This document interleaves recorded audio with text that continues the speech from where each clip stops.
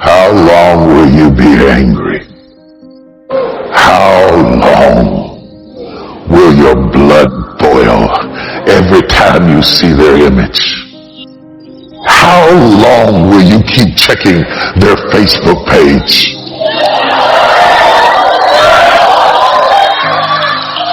How long will you keep investigating somebody who's not even thinking about you anymore, and you are undercover agent trying to see where they're going and who they're talking to and who they took a picture with? It was you. Denzel taught me the best lesson. We were at Sweet Georgia Brown, whatever it was, out in LA. This restaurant used to be very popular. And it was one of the nights Sam was up for Oscar or something. And we were standing there at this thing, and Denzel said, I'm going to show you the difference between me and you. He said, I'm a movie star, you're a TV star. He said, watch this. Just tell you. People would come up, oh my God, Mr. Washington. Oh my God, Mr. Washington. I watch every movie. I go everywhere.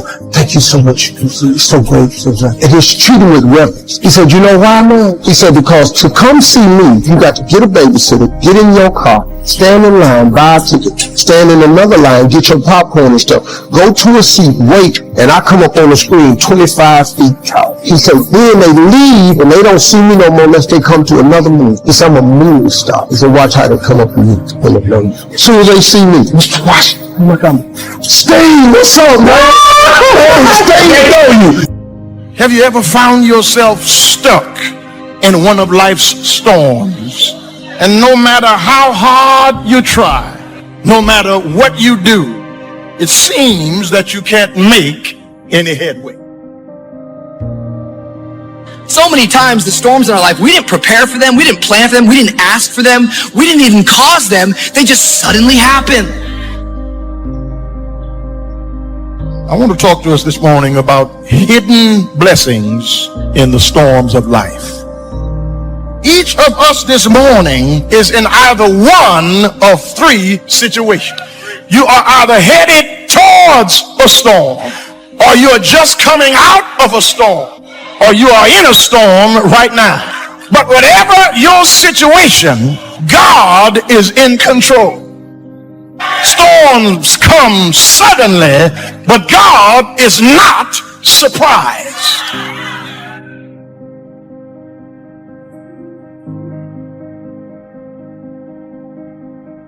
I still believe that things can turn around for me. I still believe that this is not my final position. I still believe that my family can get better. I still believe that if I lose this job, there is another job for me. I still believe that my marriage is not over. Turn to your neighbor and say, you got to keep your hope.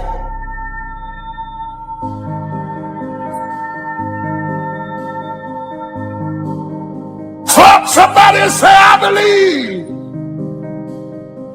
Is there anything you believe in that you'll sweat for, that you'll work for, that you'll labor for, that you'll commit yourself to? Is there anything that you love other than yourself?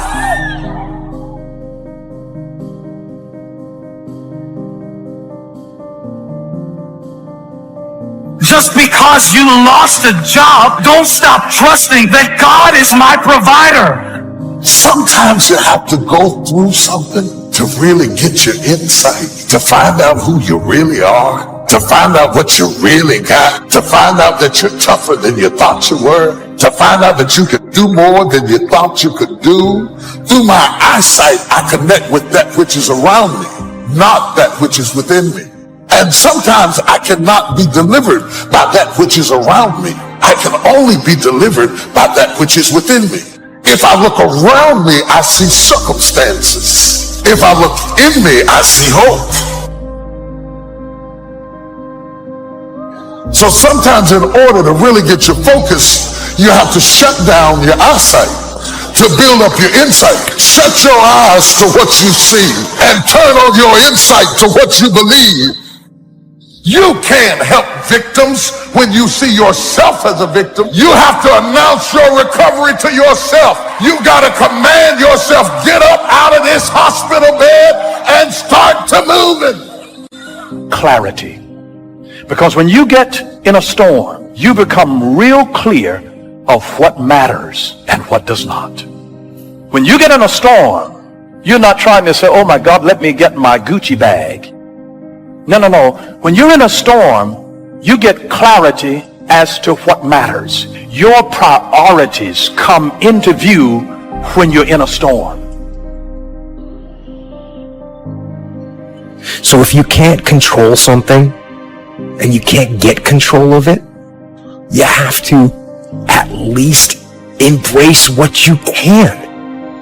There's only so much you can do, and you cannot completely eliminate it. But you can't control it, so why are you going to worry about it? Why are you going to stress about it?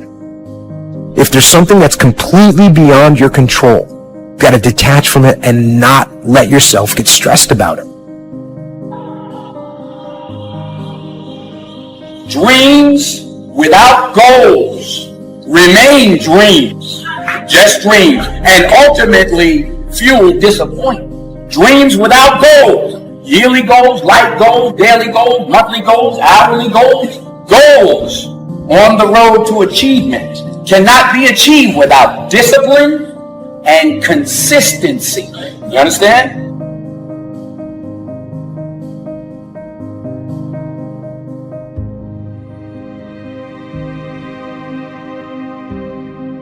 Someone's gonna get the candy in life. There's always candy in life. That piñata eventually always breaks down. Do you want to be the person who was there in the beginning, hitting as hard as you could and sacrificing and never get the candy? Or are you going to get something for your pain? Are you going to get something for your effort? Are you going to get something for this sacrifice you're making? You got to get something for this pain. You got to stick in the game until the candy comes out, and then we all get to celebrate. I promise you there's going to be a payoff for you.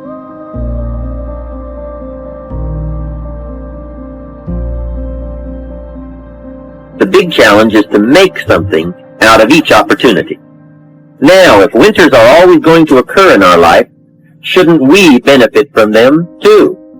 Come the next winter, you could be on the inside looking out, seated by a warm fire, the company of a good friend, and those unique feelings of security in spite of the circumstances or the season.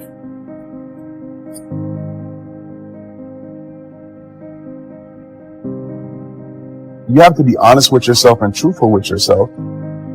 And I think a lot of times what it is for me, I was expecting things from people that I wasn't given to.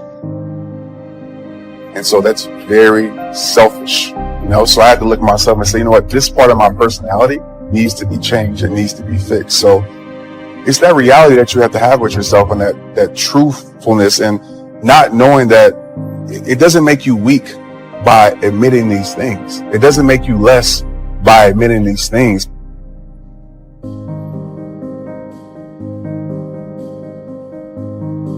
Begin to know now that the night will pass, and as you learn to grow and progress, you will better understand how to handle every night and better live every day.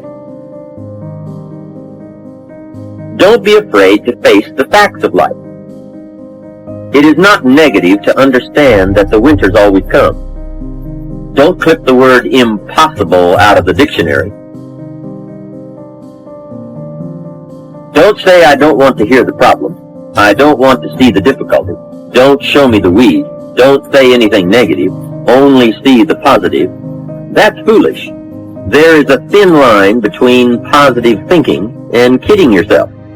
And remember, there's also a thin line between faith and folly.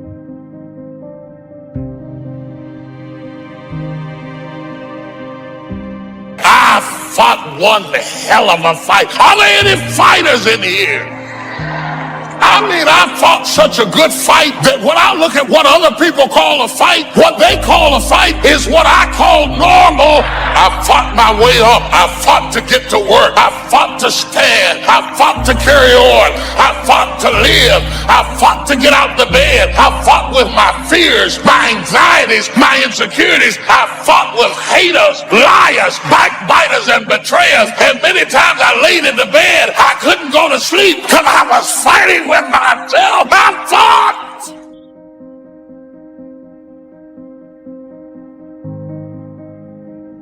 Take ownership. Take extreme ownership. Don't make excuses. Don't blame any other person or any other thing. Don't hide your delicate pride from the truth. Take ownership of everything in your world, the good and the bad. Everyone took ownership of their mistakes. Everyone took ownership of the problems.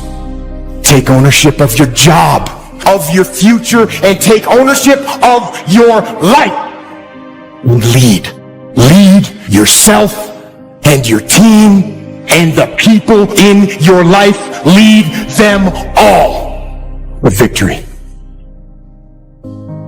Make your move before you're ready. We're instructed in life to walk by faith and not by sight. See, you want to really begin to stretch yourself. You want to become a risk taker. Most people won't do that. See, most people engage in low life living, low risk living. This God said, if you're not willing to risk, you cannot grow. And if you cannot grow, you cannot become your best. And if you cannot become your best, you can't be happy. Then what else is there? Anybody who's not ever willing to risk will never do very much in this world. And in all probability, you'll end up being quite bored with your life. A couple things that I said last night that I don't want you to forget is walking by faith is taking step 1 before you know what step 2 is. After a few times, you get a little more used to it and it's not quite as scary, but taking a step of faith is stepping out to do something when you don't know how it will be provided for. But you believe with all your heart that it's what God has told you to do. Life is short and unpredictable. And so you want to begin to take some chances. You want to begin to challenge yourself and make it okay to fail and learn from your failures.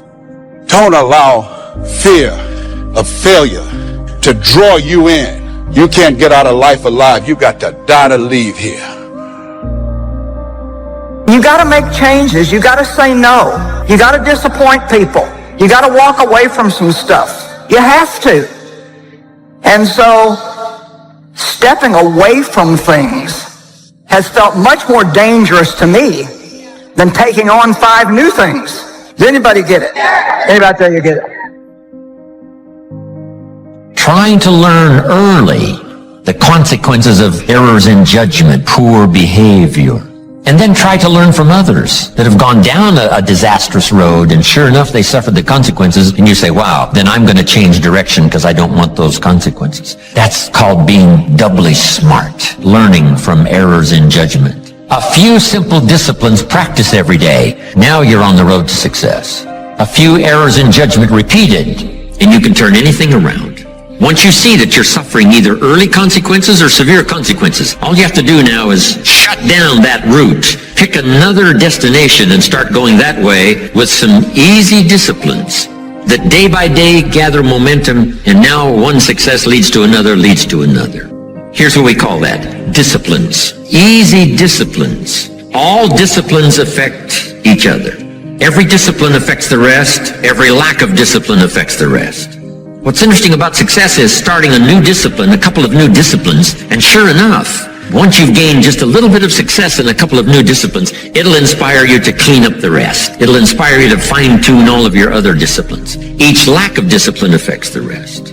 Solving problems, going from errors in judgment to easy disciplines that can change it all. And if you start that journey, it doesn't take long for new signs of success to appear. I got such great results that first year that I made these incredible changes, learning extra skills, putting together extra disciplines, working harder on myself and on my job. The early signs of the fact that I was going to arrive at a more positive destination, I was hooked. It didn't take but a few months, less than a year, and I was hooked for life.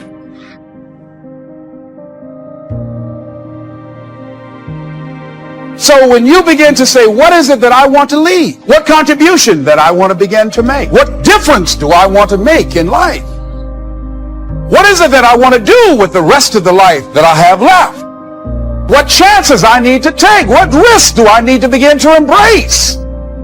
What fears do I need to step on? What areas of my life am I dead right now? What dreams? You can either live your dreams or live your fears.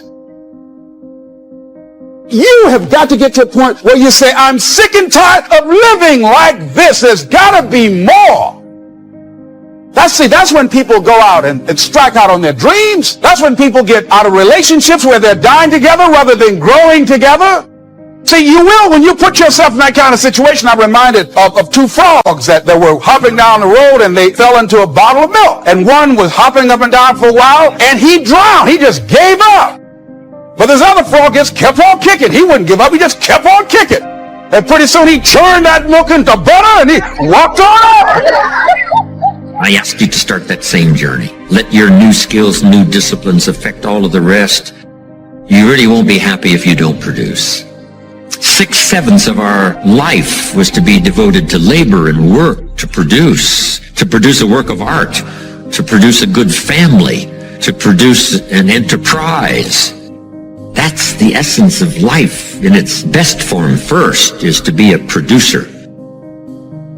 What is the reason for the seed and the soil and the sunshine and the rain and the seasons of life and its miracle? What's the reason for all of that? Here it is in a nutshell for your notes. To see what you can do with it. We've got books to read, and we've got classes to attend, and we've got, things to do and things to learn. And if you put it all together, you can have not only your health, but your fortune. Why not see what you can do with what you've been handed? As basic as seed and soil and sunshine and rain. Here's what all of us have, the miracle, and it's almost godlike in its potential. The ability to recreate. Only God can create the sunshine, the rain, the seasons, the miracle of life. But here's what humans can do. Recreate those components into a harvest. By planting the seed, reaping the rewards in the harvest. We call that recreation. To recreate. To take your hours and your energy and your life and a bit of skill and create. Actually recreate a career, a future, possibilities, fortune. Recreate. And that changed my life. It was Oliver Wendell Holmes who said that once a person's mind is expanded with an idea, it can never be satisfied to going back to where it was. So some of you are going to experience a breakthrough. Some of you are going to go back and look at your dreams and brush them off. Whatever goal that you have in mind, I want that to be a goal that will challenge you, something that will make you stretch. It was Osborne who said, unless you attempt to do something beyond that which you've already mastered, you will never grow. What is it that you looked at some point in time and you decided that you couldn't do it? That you talk yourself out of it? Whatever it is, bring it back out there. How are you going to do it? That will come to you in due time. See, you don't get in life what you want, ladies and gentlemen. You get in life what you are, not what you want. You see, the good news is that we can always become more by working to develop ourselves. You've got to begin to take a look at your life and look at where are you right now? What are your strengths? What are your weaknesses? What gives your life a sense of fulfillment, a sense of joy? What does a full, rich life means to you? What is it that you could love doing 7 days a week? Think about that. That takes an incredible psychology. But in that psychology, we bump onto limits, and that's what you got to shift. And if your psychology is solid, then you got to say, where are the skills I'm missing? Because that's equally important. And you won't be happy if you aren't really extending yourself. Because here's really the goal of the human adventure. The full development of all your potential. Why not see how far you can go, how much you can earn, how much you can share, how much you can give? Why not see what all you could be? That's why at my age I'm still working, traveling the world, doing what I've done for all these years, is to see what else I can become. How much stronger could I become? How much more refined could I be in my working with business partners and all the rest? Why not go for that ultimate challenge on and on? As far as you can, take it as far as you can. Friendship is one of the greatest support systems in the world. Nourish it, protect it, look after it, develop it to the best of your ability. Next is your heritage. Keep your heritage alive. That's what's made America great. Is a combination of a variety of heritages from all over the world. People have been coming from all the countries of the world to America, bringing with them their gifts. Gift of business ethics, gift of government, gift of music,